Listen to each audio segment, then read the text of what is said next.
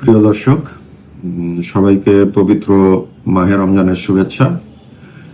এই রমজান মাসে সিয়াম সাধনার জন্য সবাইকে যে আচারগুলো পালন করতে হয়, তো রোগীদের ক্ষেত্রে এই সময়টাতে ওষুধপত্র খাওয়া নিয়ে একটু জটিলতা হতে পারে। কিছু কিছু ওষুধ আছে যেটা দিনে 3 বার খেতে হয়, সেই ওষুধগুলো খাওয়াটা একটু জটিল হয়ে যায়। তো আপনারা আপনার চিকিৎসকের সাথে কথা বলে নিতে পারেন। আমরা সকালবেলা যে ওষুধটা খাই সেটা ইফতারের পর, এবং যে ওষুধটা আমরা রাত্রিবেলা খাই সেটা সাহরির সময় আপনারা খেয়ে নিতে পারেন। এছাড়া রমজান মাসে ইফতারের পর থেকে সেহরি পর্যন্ত এই সময়টাতে প্রচুর পরিমাণে পানি খাওয়া উচিত।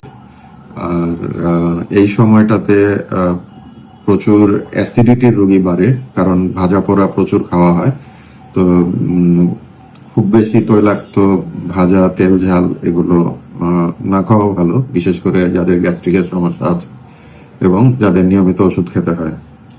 এছাড়াও রমজান মাসে দেখা যায় যে অন্য সময়ের থেকে আপনার এই সময়টাতে অনেক বেশি পরিমাণে খাওয়া হচ্ছে, বিশেষ করে ফ্যাটি ফুড অনেক খাওয়া হচ্ছে, যার কারণে অনেকেই হয়তো ওয়েট গেইন করেন। তো এই ব্যাপারেও একটু সাবধান থাকতে হবে। এই সময় একটা সুবর্ণ সুযোগ যে আপনারা ওজন অনেকখানি কমিয়ে এনে বডি ফিটনেস বাড়াতে পারেন। আপনাদের পবিত্র রমজান মাস ভালো কাটুক। সবাই সিয়াম সাধনার সাথে সাথে শরীরটাকে সুস্থ রাখবেন।